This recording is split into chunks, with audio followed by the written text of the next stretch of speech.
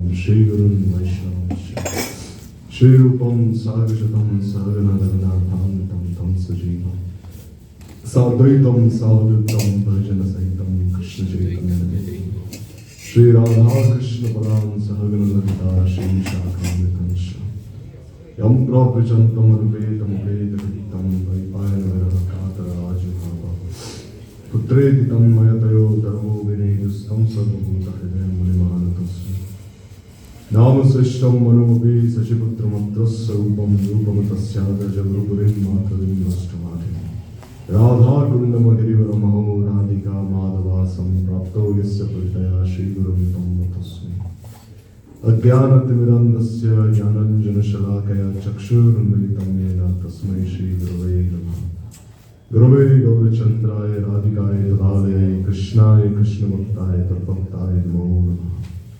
Vandeham Shri Guru Varam Shri Rupanu Pravaram Vajanasrasikam Charanayam Tam Tam Shri Guru Charanam Vande Namah Krishtaya Bhutale Rupanu Bhaktinam Kripamurti Narayana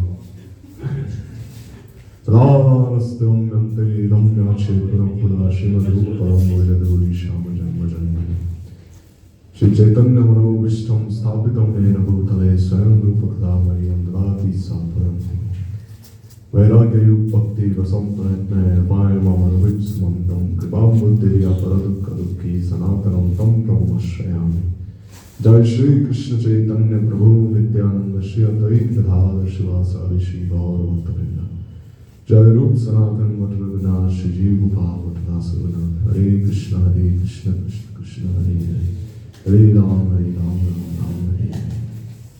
First boy of my Sastanga the Lord becomes the lowest way of our spiritual masters and Lord Vishnu Shri Bhagavad Gita Shri Bhaktivedanta Shri Narayana Sai Maharaj Shri Guru Lord Vishnu Shri Bhagavad Gita Shri Bhaktivedanta Shri Narayana Sai Maharaj Shri Guru the Devil Panak Hari Guru Lord Zerni Sannyasa Vishnu Vaishnavis present today and everyone else.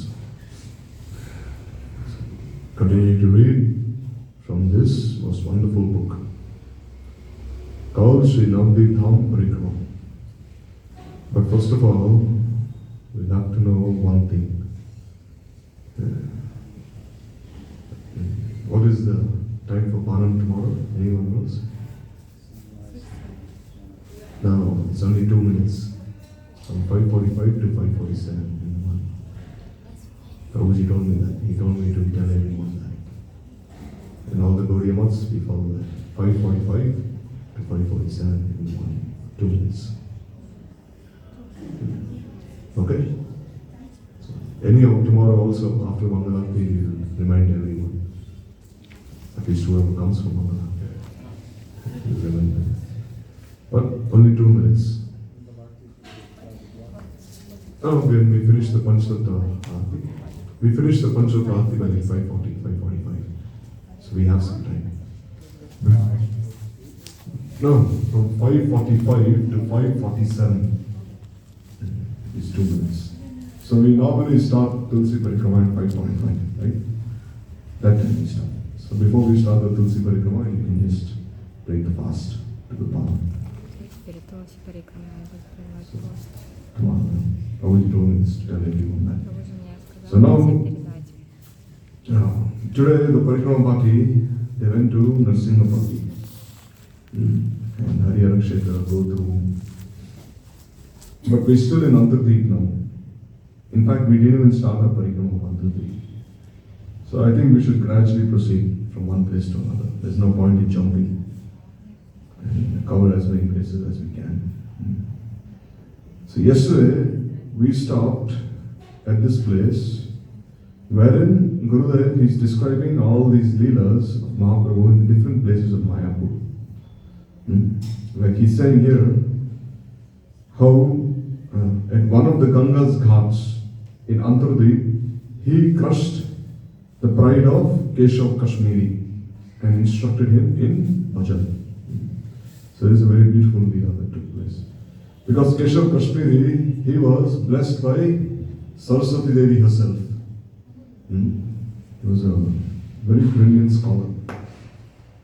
one of the most brilliant scholars all over India. And what would he do? He would challenge other scholars and he would debate with them. And the person who would lose would have to sign a certificate which stated that he is the victor and I am the loser. So Keshav Kashmiri would go everywhere doing this. So when he came here to Mayapur, then he inquired from everyone, who is the most brilliant scholar here? So then all the Pandits there in Mayapur, they were very fearful of debating with him. Because who would want to debate with him? Such a brilliant intellectual. So then they were thinking that if we refer him to someone like Nimai, then even if Nimai loses to this person, it wouldn't be a matter of great shame. Because Nimai is just a boy, Mahaprabhu. So what is the harm in defeating a boy? So what should we do? We should select Nimai as a representative and send him there to debate with Keshav Kashmiri. So then, when Keshav Kashmiri went looking for Nimai Pandit, he saw this beautiful scholar sitting there at the bank of the Ganga, surrounded by all his students, discussing what? Discussing logic, tarka, nyaya, navya nyaya. So then Keshav Kashmiri he saw, and then Mahaprabhu was like the moon, surrounded by so many stars. So there Mahaprabhu he was speaking of the glories of the Ganga to all his students. So then Keshav Kashmiri he approached him, and as soon as Mahaprabhu saw Keshav Kashmiri, he very respectfully received him. He gave him a place to sit, he gave him an asana and everything. And then Keshav Kashmiri he inquired from the other students, is he Nimai? Is he Nimai Pandit, the scholar that everyone told me about? They said, yes, he is our Nimai. He is our beloved Nimai.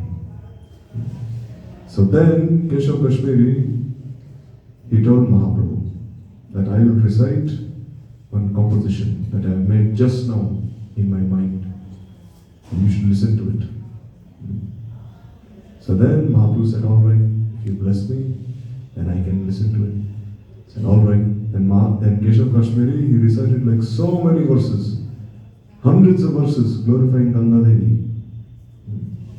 And Mahaprabhu listened very intently, very keenly. He listened to every verse, every composition. So then Keshav Kashmiri was very proud of what he had done. And who wouldn't be proud? Composing, explaining hundreds of shlokas within a matter of seconds, within a matter of moments is no ordinary thing. It requires such profound scholarship. Who could possibly do this? So then when Mahaprabhu heard him reciting this eulogy, this glorification of Ganga Devi, then Mahaprabhu said, your composition has so many virtues, has so many different glories, and I will recite them one after another. So then Mahaprabhu started speaking about all the good qualities that his composition had. And Keshav Kashmiri was so impressed with this young boy, saying, actually he is not even debating with me, actually he is actually supporting me. So then Mahaprabhu, he started glorifying him. And then Mahaprabhu said, but still, your composition has certain faults. That's right. Keshav Kashmiri said, that is not possible. How is that possible? Mahaprabhu said, at least listen, kindly listen. So then Mahaprabhu, he pointed out one line there, which was the beginning of many other faults that he found out. In that line, he said that Shivji, he is Bhavani Bharata. So here, this means, Bhavani Bharata means what? It means he is the beloved of, now, I think it says something like, it's very confusing. It said that Parvati is the wife of, no, Shivji is the husband of Parvati, and Parvati is the wife of he who is the beloved of Bhavani. And who is Bhavani? Bhavani is Parvati herself. So, this way Keshav Kashmiri, he made a mistake there. So then Mahaprabhu said, how can you say this? Because when you say Bhavani Bharata, it is naturally understood that Shivji is the husband of Bhavani. But then again you refer to him as the beloved of Shri, who is the wife of Shivji. It means Parvati has another person as a beloved, someone who is more beloved to her than Shivji. So then Keshav Kashmiri was very confused because he himself had mentioned these verses. And then Mahaprabhu, he pointed out more faults. And then as he was pointing out certain faults, the students sitting around Mahaprabhu, they started clapping their hands, saying, oh, look, Keshav Kashmiri, he has been humbled by Nimai. And Mahaprabhu, he looked at the other students and he said, remain silent. Don't taunt him, don't tease him. Because for a scholar to be insulted in an open assembly is very, very humiliating. It is worse than even giving up one's life. Especially for a scholar like him, to be defeated by a 12-year-old boy, so insulting for him, very embarrassing for him. So then Keshav Kashmiri, he was very ashamed of what had happened.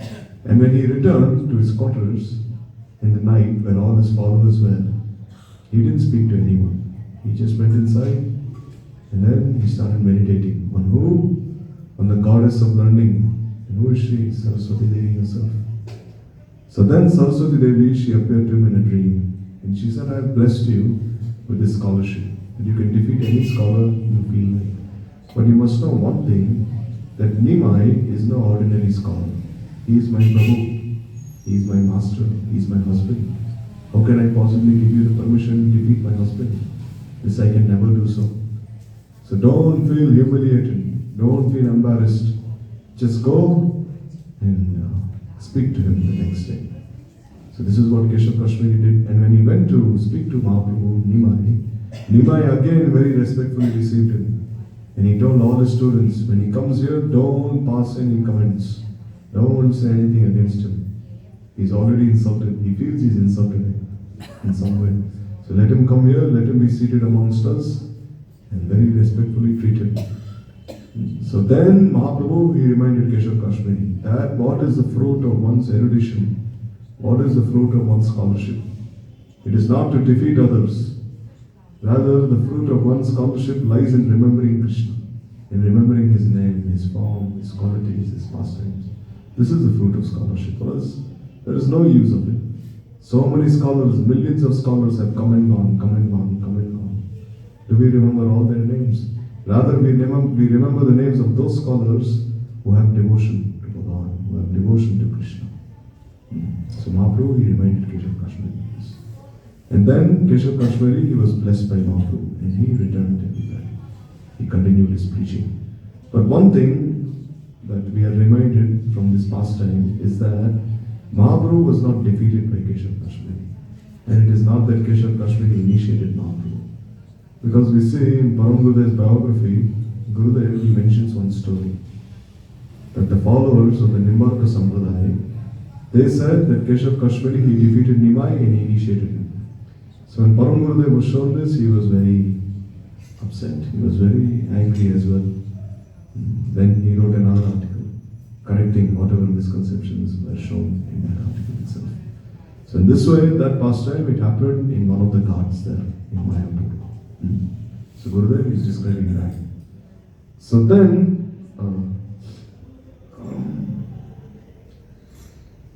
in Antardweep, Mahaprabhu, he married twice. First to Lakshmi Priya Devi, and after she left this world, to Vishnu Priya Devi. So Lakshmi Priya Devi, she is called Sri Shakti. Mahaprabhu, when he descended to this world, he descended with three potencies: Shri, Bhu, Neela. So Sri Shakti is Lakshmi Priya. Who is Bhu Shakti? Vishnu Priya. And who is Neela Shakti? Gadadhar Pandit. So first he was married to Lakshmi Priya Devi, who is Sri Shakti. But then it is said that after Mahaprabhu left Mayapur to go to East Bengal, she felt so much separation that she left her body, Lakshmi Priya Devi. And if you read Chaitanya Bhagavat, Adi Kanda, Prabhupada has given a 15-page purport to this pastime, to this seemingly very simple pastime. He has given a 15-page purport in his Gauriya Bhashya, quoting so many sources, quoting so many acharyas from Madhva Sampradaya, Ramanuja Sampradaya, showing that whenever Bhagavan or his devotees or his Shaktis apparently leave this world, they do not leave this world like an ordinary conditioned soul. They don't leave this world like us. Like you see, if you go to Dwaraka, even now there are people who say that this is the spot where Krishna left his body. This is the spot where they burned Krishna's body. Even now they say this is Dwaraka. They have no understanding what this kind of Leela is, how it is a Leela of deception. Like in Dwaraka, before Krishna performed his Antardhyan Leela, his disappearance pastime, what happened? He was shot in the foot by one hunter. This was after Krishna had spoken to Uddhav. Uddhav, when he realized what was going to happen to Dwaraka would be sunk inside the ocean. So then Uddhav, he approached Krishna and he said that, Prabhu, now you are going to leave. So kindly give me some instructions. What am I supposed to do? So then Krishna told Uddhav, now you go to Badrika Ashram. And there Vidura will come. You meet with Vidura. And after speaking to Vidura, you meet Maitreya Rishi. So then he instructed Uddhav to leave Dwaraka. And then as Krishna was sitting there, he was very grave, there was one hunter. So he spotted a deer there. He spotted a deer roaming nearby. Now here the question arises that when 56 crore Yaduvanshis, the members of the Yadu dynasty, when they were on a rampage, when they were killing each other, when there was carnage everywhere, there was blood everywhere. If 56 crore people are killing each other, then you'll expect rivers of blood everywhere, right? Rivers of blood, pools of blood. So then in such a place, how could you expect a deer to appear out of nowhere? Deer, these animals are very sensitive creatures. They will never stay in a place where there are people. What to speak of people killing each other? Will any deer appear in such a place? No. Then where did this deer come from? Out of Krishna's Yoga Maya. So then this deer caught the attention of this hunter. So he started following this deer. And then it entered inside the forest somewhere and he ran behind the deer. So there Krishna, while he was sitting, he had exposed the sole of one of his foot, the sole of his feet there. So then looking at the reddish soles of the feet, the hunter thought it was a deer for some reason. He was also bewildered by Yoga Maya. So then he took aim and he shot at Krishna's foot. And then what happened? He realized it was Krishna. And therein it is said Krishna's foot was even bleeding. It is mentioned there. And there are many histories regarding this Leela, many like pastimes. Who was that hunter? It was said he was Angad, the son of Bali, the stepson of Sugriv. Because Ram, what did he do? He killed Angad's father by hiding behind the trees. There were 7 tal trees, and Ram, he had promised Sugriv that he would kill Bali, and Sugriv would have to help him find Sita. So when Bali and Sugriv were fighting with each other, Ram had to go behind these trees and kill him. Because Bali, he had this blessing, this benediction, that any person who would come to fight with him, he would take 50% of his strength away. He was given this benediction. 50%. So if a person would come and try fighting with him, already 50% of his strength was depleted, already gone. And this applied even to Ram. If Ram would have also fought with Bali, even he would have lost 50% of his strength. Gurudev mentioned this in one of his classes. So Ram had to hide behind the tal trees. And then he took aim and he killed Bali.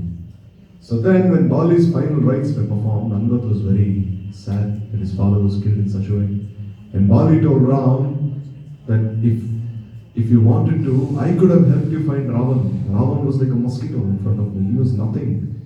In fact, Bali, once he was worshipping the sun god, he was offering some water, some tarpan. And what did Ravan do? Ravan, he started splashing some water on Bali to disturb him. And then what did Bali do? With one hand, he continued offering water to the sun god, and with another hand, he held Ravan's 10 heads under his armpit, like this, and he continued offering. And Ravan was like crying like a baby. Oh, please let me go, let me go, let me go. So Bali was so strong. So Bali told Ram, I could have helped you find Sita. Why did you have to kill me? But then Ram said, because you acted against Dharma. What did you do?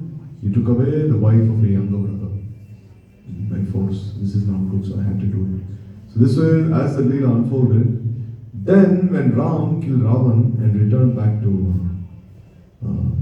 Ayodhya from Lanka, then all the Vanaras, they were standing in line to receive some kind of gift from Ram. Ram came, he gave many kind of gifts to Jambavan, Sugriv, Neel, Nal, Kesari. When Angad came there, then Ram asked Angad, what do you want? Angad said, I want revenge. He never forgot. He said, the way you killed my father was not good. It was an insult to my father. My father was such a great warrior, and you killed him in such a way. So he said, I want revenge. So then Ram said, all right, in this Leela it will not happen. In the next incarnation, when I appear as Krishna, then you will do the same thing to me. So he appeared as that hunter, Angad, and he shot at Krishna's foot. And another Leela that happened in Dwaraka, it actually gives us more insight regarding this fasting, about why Krishna's foot was susceptible to being shot. It is said that once in Dwaraka, Krishna was with Rukmini, and then Durvasa Rishi, he appeared in the middle of the night. Durvasa. He appeared in the middle of the night, and then as all the Dwarkavasis were resting, he started shouting in the middle of Dwaraka, where is that Krishna? Where is he? Where is Rukmini? Where is Satyabhama? Where are everyone? And he woke everyone up. And Krishna immediately he came, he fell at the feet of Durvasa Rishi. He said, Prabhu, how can I serve you? See how Krishna is worshipping the Brahmanas. He is the king of Dwaraka. He said, Prabhu, how can I serve you? Then Durvasa Rishi, he said, I'm very hungry. Feed me some nice kheer. So then Krishna said, all right. Then he told Rukmini, cook some nice kheer for Durvasa Rishi. So then as Rukmini was cooking that kheer, she made like really nice kheer. It was boiling hot. Very hot kheer. So Durvasa Rishi, he said, give me that kheer quickly. And Rukmini said, Prabhu, we'll have to wait for some time. It has to cool down. Durvasa said, no, bring me that pot of kheer right now. I'll eat it as it is. As it is boiling, I won't eat it now. Rukmini said, you cannot eat, Prabhu, it is so hot. But he said, no, bring it here. And Rukmini said, all right. And she brought that pot of kheer and she put it in front of Durvasa. And what did Durvasa do? He took like one grain of rice from there and he put it inside his mouth. Then he told Krishna, take this boiling kheer and put it all over your body. He said. So then all the Dwarkavasis were like fuming. They were so furious. What is he saying? He said, put it all over your body. Krishna didn't say one single word. He took that kheer which was burning hot and put it all over his body. Except his feet. Why did he put the kheer on his feet? Because he was thinking these are the remnants of a Vaishnava, the remnants of a great soul. How can I put the remnants of a great soul on my feet? I cannot do this. So he didn't put it on his feet. He put it all over his body. And then Durvasa, he told Rukmini, now I will ride on a chariot and Krishna will tie some ropes to you. You will become like a horse and you will pull the chariot. Again, all the Dwarkavasis are so angry. But Krishna didn't say a single word. Rukmini didn't say a single word. So Rukmini, she stood in front of the chariot. Krishna tied some ropes around her waist. Somehow he tied it to the chariot. And then Durvasa, he told Krishna, just as you were the charioteer for Arjuna, now you are my charioteer. No. Take me all over Dwarka. I want to go sightseeing. I want to see the different places in Dwarka. So then Krishna, he started sending Rukmini, he started signaling to her, then she started pulling the chariot. And as he went a little ahead, now the Dwarkavasis, they could not control themselves. Now they wanted to get their hands on Durvasa. They didn't care who he was. So they wanted to jump on him.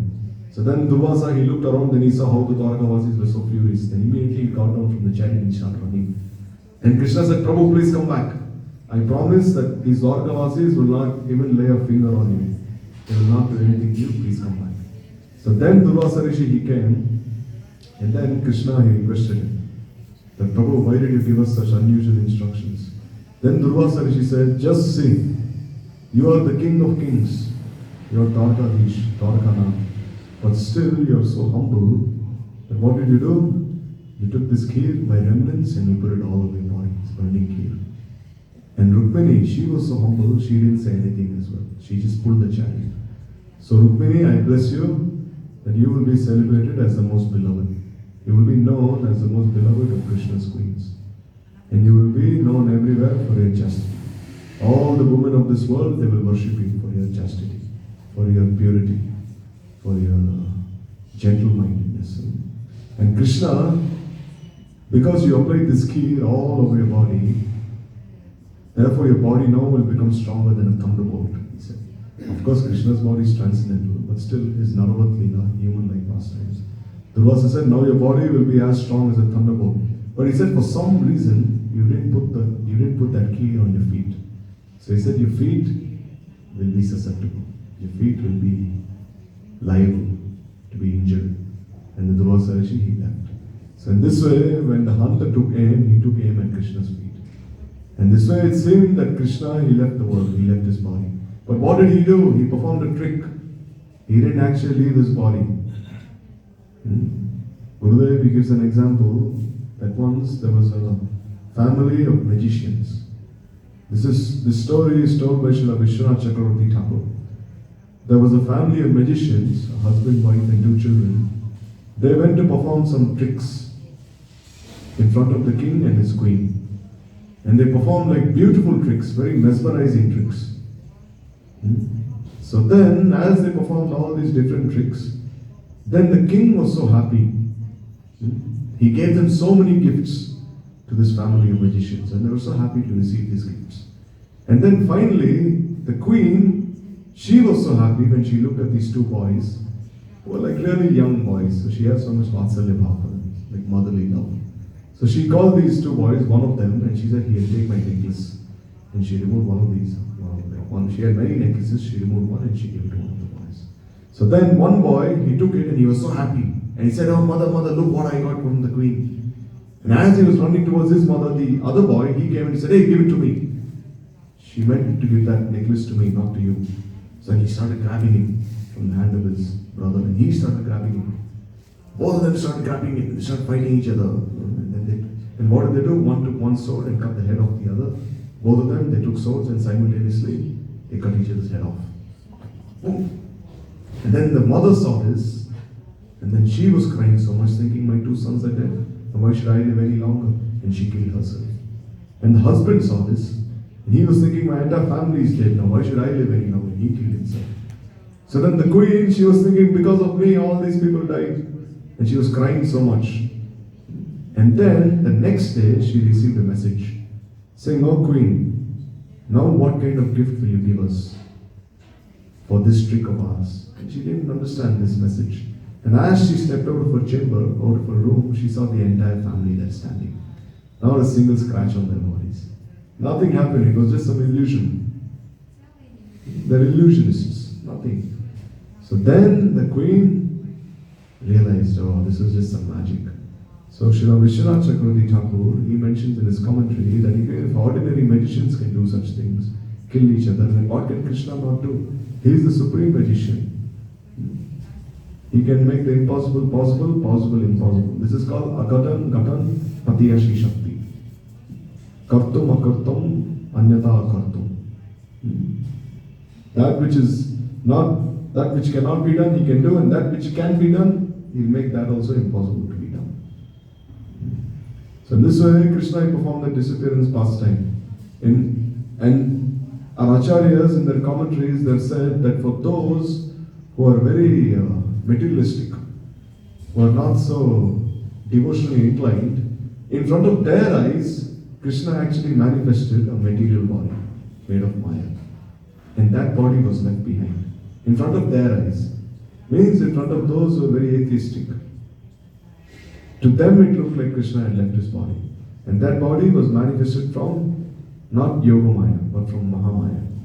The mundane potency, not the transcendental potency. And then to those who were devotees, they saw that Krishna in his self-same body, he was going to Golok Vrindavan. And to others, Krishna did not leave in the first place. He was right there. And to others who were yogis, they saw that Krishna as a super soul is present in everyone's hearts. And to those who were Brahmagyanis, who believed in the formless form of God, they saw that Krishna, he just became unmanifest and he became one with his effulgence. So this way, according to the perception of different people, according to their adhikar, his disappearance pastime was seen in different ways. And because Krishna, he is the source of all incarnations, when he descended to this world, all the incarnations, all the Purusha avatars, the Leela avatars, Guna avatars, the Manvantar avatars, they all combined within his form. And then as he was proceeding from this mundane world to the transcendental world, as he went past this Virja Nadi, then what happened? The Purusha avatars, they all became one with their original forms. Means, Kshirodashai Vishnu, Paramatma, he entered into his original form. Garbhodashai Vishnu, he entered into his original form. Mahavishnu, he entered inside Karnabdashai Vishnu's form. And then the Chaturvyuha, who are present within Krishna's form. Sankarshan, Pradyumna, Anirudh, Vasudeva, they entered into their respective forms. And then Ram, he was also within Krishna. Ram entered inside Ram Loka. Nrsimha was present, he entered inside Nrsimha Loka. Kurma, he entered inside Kurma Loka. Matsya inside Matsya Loka. This way all the respective incarnations, they entered into their respective abodes. And then as he went past Dwaraka, Dwarakadesh was within Krishna, he entered into Dwaraka. Mathuranath entered into Mathura. And as Krishna was in his self-same form, he went to Gokul in that self-same form. And he was present there. Already he was present in Gokul performing his leelas. And in one form, he entered into that self-same form that he was present as in Gokul. And in another form, what happened? In that self-same form, he went to another universe where he could perform his leelas there. Because Krishna's leelas are always taking place in one universe or another. So when he winds up his pastimes in this universe, it doesn't mean that now he returns back to the spiritual world. No. What does he do? In one form, in that same form, he goes to another universe. And at the same time, in one form, he returns to the spiritual world. So all these things are very inconceivable. We cannot understand. They're beyond logic. What can we do? Just listen to the acharyas. Just listen to their commentaries, read their commentaries. So in this way, Prabhupada has explained it with so much detail, with so much depth, quoting so many verses there. If you read the Gaudiya Bhashya there, and for the Adi Kanda of Chaitanya Bhagavat, then you can see all these details. So there, when describing Lakshmi Priya's disappearance, he has given these things. And he has said Lakshmi Priya is the Sri Shakti of Sri Chaitanya Mahaprabhu. So don't think that because some people think that a snake bit Lakshmi Priya. That when Mahaprabhu was away, when he was in East Bengal, a snake appeared and that snake bit Lakshmi Priya, she left her body. But what was that snake? It was not just some ordinary snake. It was the snake of separation, that viraha, that tap, that agony of being separated from Nimai made her leave this world. And what did she do? She left this world to be with Mahaprabhu where? In eternal Shvetadvip. She was already there, waiting to receive him. And in another form, she appeared in another universe to assist Mahaprabhu in one of his leelas that manifest here, in Prakat Leela, the mundane manifest universes. So this is how this appearance and disappearance of these Bhagavad Tattva works. Don't think they appear or leave their bodies in mundane embodied beings. What does Krishna said in the Gita? Janma karma chame divyam evam yoveti tattvatah. He said that whenever Krishna appears in this world, one must know his appearance in tattva. And then he said, oh Arjuna, one who knows me in reality, then he never takes birth again in this material world. So in this way, he performed his Leela there. In Lakshmi Priya Devi, she performed the Leela there. Even when Krishna, he passes from his Balya Leela to Pauvanda Leela, when he's a baby and when he becomes a small boy, then what happens? It seems that his form as a baby has become a little older to become a boy. So does that mean that his form as a baby has disappeared from our vision? No, even that form is eternal. His form as a baby is then seen in another universe. And then when he's a boy and when he becomes a youth, Kaishor Leela, then that form as a boy, his Paupanda Leela is seen in another universe. And then when he is a youth, in his Kaishor Leela, in Braj he's Kaishor. But when he goes to Dwaraka, he is Purna Yauvan. There he is like a young man. There he is like a 25-year-old youth. While in Braj he is like a 16-year-old youth. There is some difference here. So then when he leaves his Kaishor form behind, means when he comes of age, then that Kaishore form appears in another universe. Something at least, can you understand something? This is described in Bhakti Rasamrita Sindhu Bindu, Vaishnava Vishwanath Chakravarti Thakur. Because we say that Krishna's body is not subject to transformation like us. It is not subject to transformation. Like for instance, we were young boys at one point of our lives. We were infants, then we became young boys, then we became youths, then we entered into middle age, then old age. So we cannot see our youthful forms.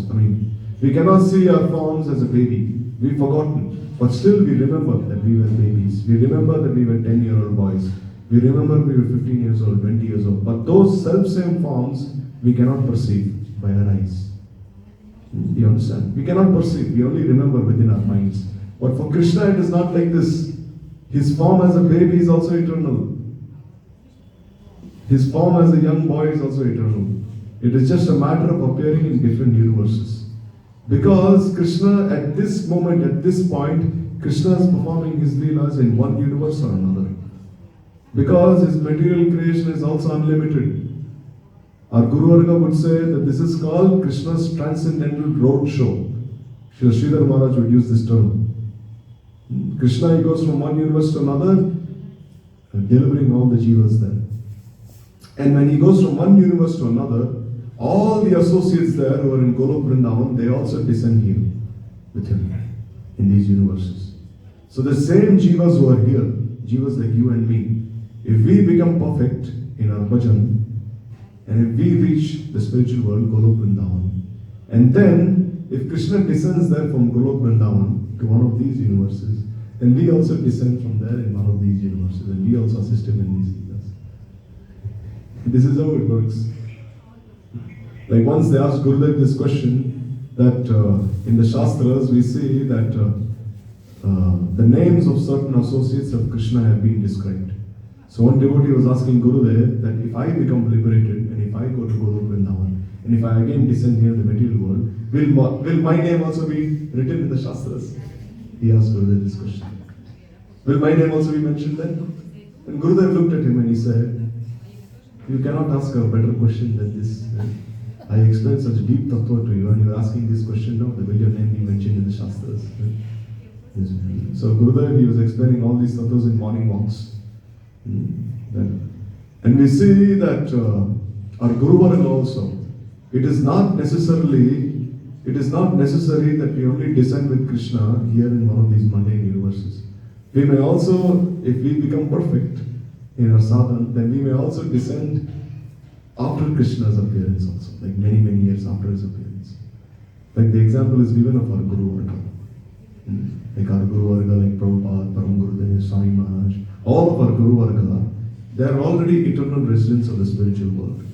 So when they descend here, what is the mode with which they descend? They descend to assist Mahaprabhu, to assist Krishna. So then here we may think that when they are descending to this world, then their connection to the transcendental world is lost. Because they are already serving there with Radha and Krishna. They are serving Radha and Krishna in the Kunjas there, or they are serving Mahaprabhu in Shvetadip. So if they descend here, then it means that their services there in the spiritual world is lost. Is it lost? Are their services there lost because they are here amongst us? No, they are also present there simultaneously and they are also here. And when they come from there to here, and when they stay here for a certain number of years, like 100 years, 80 years, or 90 years, that 190 years is just like one moment in separation from Radha and Krishna. Not even one moment, it's just like a blink of an eye. Because how can they tolerate 100 years of separation from Radha and Krishna? How can they tolerate that kind of separation? If you would tell an associate of Radha and Krishna in Golok Vrindavan that all right, Krishna would tell them that you will have to descend here in one of the universes, help all the jivas there for such and such period of time. And if she were to be known, if he or she were to be told that you will be separated from us for more than 100 years or 80, 90 years, can they tolerate that kind of separation? No. So Krishna tells them that separation will be like a blink of an eye. And at the same time, even in that blink of an eye, you will always be remembering us. You will never forget us. You will always be absorbed in Nitya Leela. That's why when we glorify our Guru Varga, when we say Nitya Leela Pravishta, We don't imply that now that they have left their bodies, they are in Nityalila. No. When we say Nityalila Pravishta, it means they're always present in Nityalila. It's not that, okay, now they have left, so now they have returned back to the spiritual world, so we say Nityalila Pravishta. No. They're always present in Nityalila. That's why we say Nityalila Pravishta. This is actually the highest glorification that you can offer to your Guru Varga. Sometimes Gurudev would say that disciples, when they're glorifying their spiritual masters, they use so many titles like Bhagavad Bhushan, Paramahansa Kul Chudamani, Bhagavad Bhaskar, Mahamandaleshwar. So many titles. He would say, no need to use all these titles. If you cannot remember all these titles, no harm. You only remember one word. Nityalila Pravishta, Shri Srimad Bhaktivedanta, Narayana Sai Maharaj Giri. You remember this Nityalila Pravishta, it's enough. This is like the highest glorification you can offer. They're always there. Like we see, like during Srila Vaman Maharaj's time, some of his disciples, they were worshipping his deity form while he was still present. While he was still present, they were worshipping his deity forms. So someone told these disciples that you shouldn't be doing this. How can you worship the deity form of your spiritual master when he's still present in this world? Generally, the etiquette is that after he leaves this world, then you worship his deity form. But here, you're doing the opposite. So then when this question was raised, then the Guru Varga said, actually, the spiritual master, Sadguru, is already present in the spiritual world. And in one form, he is here. So when you're saying that when he leaves this world and goes to the spiritual world, you're actually minimizing his position. He's already there. So if you're worshipping him in his deity form here, there's no harm in that. Like here, if you go to the ISKCON temple here, ISKCON Vrindavan, the Krishna Balaram temple, you'll see the deity of Srila Swami Maharaj, right next to Srila Prabhupada's deity, Prabhupada Saraswati Thakur. Who established this deity of Swami Maharaj? It was Swami Maharaj himself. If you look at the deity installation videos of the Krishna Balaram Mandir in 1975, you can see Swami Maharaj himself is installing his deity there. He himself is like reciting all the mantras and installing his deity there. So can we say that no, Swami Maharaj shouldn't have done this? It makes perfect sense. When he's already there, why not manifest one form of his here and say, all right, if you cannot see me in all places, if you feel that I'm not reciprocating with you in all places, then worship my deity. Know that I'm already in my deity. And in my deity form, I'll speak to you. Ramanujacharya did the same thing. When Ramanujacharya was in certain places, like in South India, there's one place called Tondanur in Karnataka. Ramanujacharya stayed there for 12 years. Agyatwas, because there was one king, Shaivite king, who wanted to kill Ramanujacharya. So Ramanujacharya, he was staying there incognito for 12 years without telling anyone. So when he was there, he endeared himself to all the people there so much, 12 years. Called Tondanur. Very beautiful place. I went there once. That place is so beautiful that unless you see it by your own eyes, you'll never get an idea of how beautiful that place is. It's like it has a beautiful lake that Ramanujacharya himself manifested for all the people there. There was no water to drink for the people there. So he himself, by his yogic power, he manifested one lake there. Even now you can have darshan of that lake. And they performed an abhishek of Ramanujacharya with that same water. So that water is full of his Charnamrita. So Ramanujacharya, when he stayed there for 12 years, he endeared himself to all the people there. They loved him so much. He was like their father, their son, their guru, their everything. So after 12 years, he decided to return to Srirangam.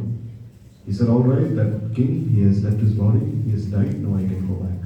But then as he was going back, all the people there started crying. Saying, oh, you're going to leave us now, how can we remain alive without you? Then Ramanujacharya said, all right, bring one deity of mine. A deity of mine should be made. Then they made a deity of his, and he embraced that deity. Of his own deity, he embraced. And then what did he do? All the powers that were within him, he transferred to that deity by embracing him. And then he told all the people there, know that this deity is now different from me. If you have any questions, if you have any problem, pray to my deity and he'll give you answers. So this is Nityalila Pravishta. He's already there in one form, he's already here in one form. So therefore, all these leelas of Bhagavan and his Shaktis disappearing from this world, if you do not see it from the eyes of Tattva, if you do not see it from the eyes of Siddhant, then you can get confused very easily. And sometimes you get misled, sometimes bewildered. Like even during the time of our Guru Varga's disappearance, so many people had so many doubts in their hearts. Like Swami Maharaj, when he left his body here in Krishna Balram Mandir in Vrindavan, people could not reconcile. His own disciples, some